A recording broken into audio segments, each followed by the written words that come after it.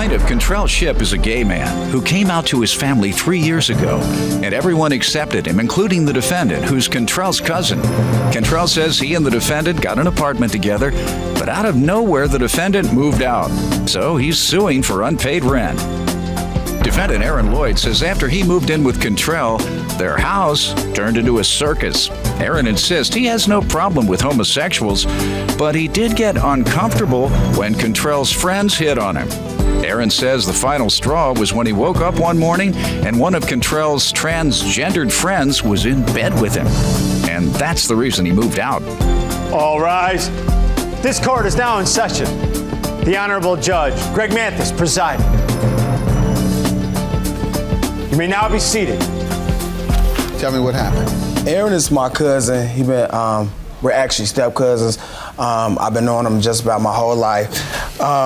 We hang out together. We got two different crowds. I have a more conservative crowd. He hang out with more like, hood guys than myself. Aaron's straight, I'm gay. When I came out to my family, I told my family that I was gay or whatever. It wasn't a big issue. My family still loved me. We still had a good time. How old were you? This is about 3 years ago. About 2 years ago, Aaron got into a fight with about four boys. Four boys jumped on Aaron. Aaron came and got me, you know what I'm saying? And so me being his older cousin, I went out, I helped him fight. I came out with a black eye. That was about it, but everything else, I know how to fight. I don't let my soft voice fool me or anything like that. That's right. I'm still a man. You carry a razor?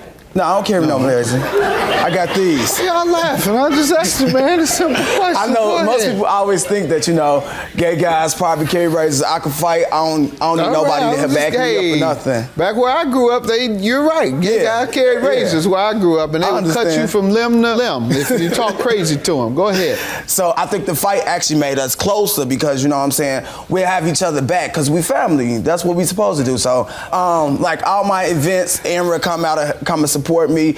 I'm in pageants. I go to pageants. He come to my pageants. My whole family come out and support me. So hair or beauty or what? No, I do male pageants, not drag pageants. No, but I'm just saying the runway modeling. Mm-hmm. Okay, all right. And so folks do a lot of hair pageants. It's a lot of hair shows. I do hair shows too. That's what I'm saying. So after those are more popular than runway pageants, huh? Yeah, right. That's why I asked that. Go ahead. So in August of '08, Aaron moved. Me and Aaron got apartments together. The apartment was for $1,000. $4,000? $8,000. Oh, for $8,000. They said $4,000 a month. So I say you trying to be $2,000. I'm not grand like that yet, but hopefully I get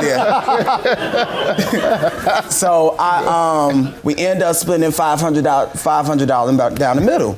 So about 2 months after we had the apartment, Aaron said, Aaron had just up and moved out the house. I didn't know why. I called my aunt. I called my auntie. I asked her, I'm like, well, where's Aaron? Why Aaron moved? Because I came home one day. Let me get some background from him. Go ahead, sir. Like he said, we cousins through marriage. I was going through some financial difficulties at the time, and I needed a roommate. So he decided to help me out. However, how he helped me out, I didn't ask for that type of help. Like, if I would have known, he was gonna be the person he was, the transformation after living with somebody, it was just like a circus in the house. It wasn't even a home, it was a circus. Why do you say what? He had I don't got no problem with homosexuals, but when you start making passes at me and start making me uncomfortable in a place I'm going half with you on, it's a problem. And I told Contrell numerous of times, he did nothing to try to help the situation. His friends were hitting on you? Yes. Mm-hmm. How often? All the time, 24/7. That's a little uncomfortable. If, it's uncomfortable for a female, whatever it is, or whether it's male, female, male, that's uncomfortable for anybody to have to live under that. Your Honor. Yes, sir. But he would hang out with my friends. I didn't think it was a big issue because... Yeah, it is a big issue, man. They're hitting on him all the time. Well, he only actually told me that one time. The only first time he told me, the person he told me did it, I never let them back in the house because this is my cousin. He said it happened repeatedly. Well, I don't know about the repeated times. I'm only going about the only time that he told me. More than one person? More than one person. How many times did you tell him? I told him about at least 10 times. It was only one time. You told him 10 times? At least 10 times. I got into a fight with a couple of his friends in the house. But I wasn't there. I was at work. I wasn't there when you got into a fight with them. He was there, you're right. Because they kept hitting on you and you told him not and it turned bad. He was there. So what ultimately caused you to move? Well, Contrell, like, he throws parties. I guess that's how he pays his rent, whatever. But he throws party on Fridays, Saturdays. And I was drinking, and I came home, and there was like a lot of people in the living room, like the kitchen, everywhere. I'm used to that. So I just go in my room, I fall out. I wake up, and there's somebody on my bed. I'm asleep. Female? He, she. In my bed. You know what I'm saying? You uncomfortable with that, or? I'm just asking you. I don't know whether. The person that was laying next to me, I'm, drunk. I wake up. I'm rubbing her hair. I didn't know. He had an Adam's apple just like mine, raised the bump. So I kicked him off the bed, and I went into Contrell room. He was laying down with. He has so many boyfriends. I don't even know. I can't. He was in the bed. I went in his room and told him. And at that time, I'm tired of fighting. I'm tired of arguing. So it was enough. I called my peoples and they came and got me. I left. And you told him about that? And the person that was in the bed. Did he tell you that a transgender person hopped in the bed with him? When he told me, he didn't tell me like he was upset. He told me. No, I was just swearing. Was he smiling when he told? Okay. Was he smiling or frowning when he told you? He just said it calmly. He didn't say it upset. He didn't say it in a smiling way. I honestly think my cousin is straight. I don't think that he gay at all. But I think that if he would have came to me and stressed the point a little bit more, we could have alleviated everything. You know what I'm saying, Your Honor? Your Honor. Yes. How more convincing can you be after fighting people? Right. After telling them repeatedly, like, you're right. What more do you need? And so you moved out how long after that? I was saying about October, like the end of October. How long is that? Like about 2 months, I think. Okay. And why? You had to take time to find a place, or? I actually ended up living with my sister. I moved in with my sister. But you took a little time to move out, and that's why I'm asking, because it does sound like you have a case for what is called constructive eviction, meaning because of the circumstances and the inconvenience and the problems that you were encountering, that you had a right to move as soon as you could. But staying 2 months doesn't sound like as soon as you could. So why did you take 2 months? Well, I thought it could work out. I thought like we can, like get it together and make it work, but Did you give him any notice? Did you say, I'm moving because this is too much for me? He knew what I was going through living with him. No, but what did you say upon departing or prior to departing? What reason did you give him? It was a transgender in my bed. That's a good reason, Doc. Did he tell you that? Yes, he told me about it, but yet and still, before he moved in with me, Your Honor, I let him know of everything that he knew. First of all, you told him transgenders would be jumping in the bed with him. Well, you didn't tell him everything. But he knows that I throw a party. My family even comes to my parties. He knows what type of crowd I hang around. He already knows. No problem. All that is fine. Right. So when he came to me talking about, he needed someplace to stay, I'm like, well, we're moving in, and it's going to be a 1-year lease.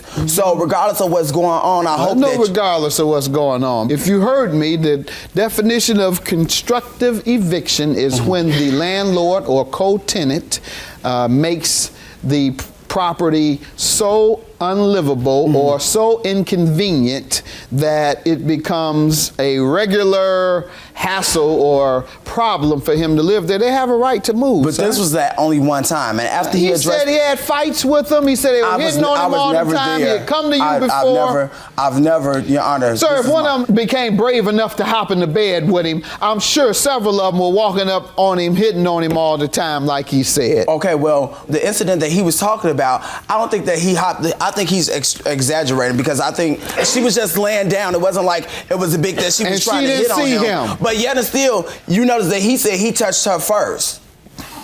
Pushed her off the bed, sir. No, he said he started rubbing her hair. Remember, Your Honor? No, I didn't hear. Did you, yes, sir? Did you Your say Honor. you started rubbing her hair? Do y'all remember him saying that? Sir. You started rubbing her hair? Your Honor, I didn't know what was in the bed with me. The wig came off. Adam's apple. I went. My point exactly, Your Honor.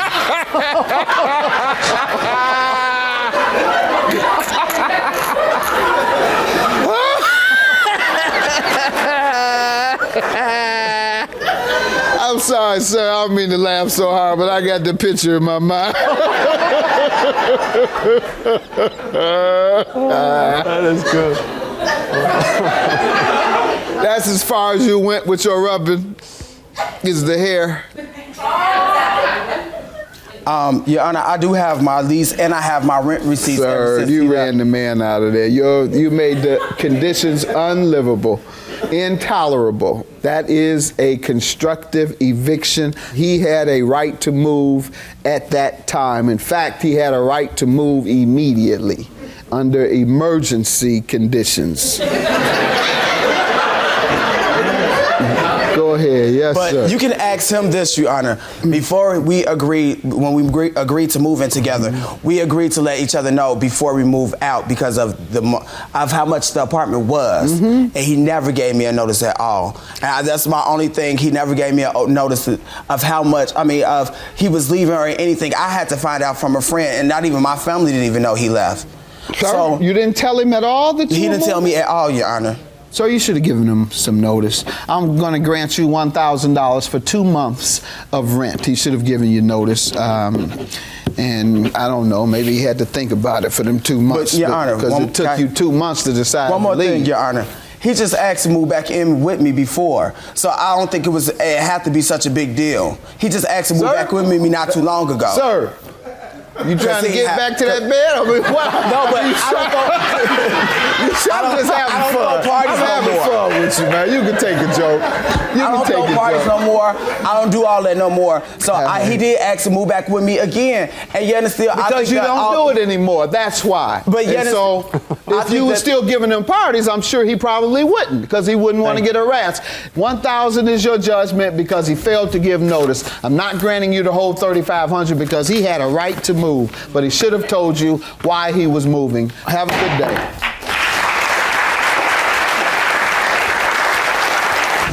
I just hope that it brings us closer and we won't have any more problems. You know the situation, it is what it is. Like, don't know what to say.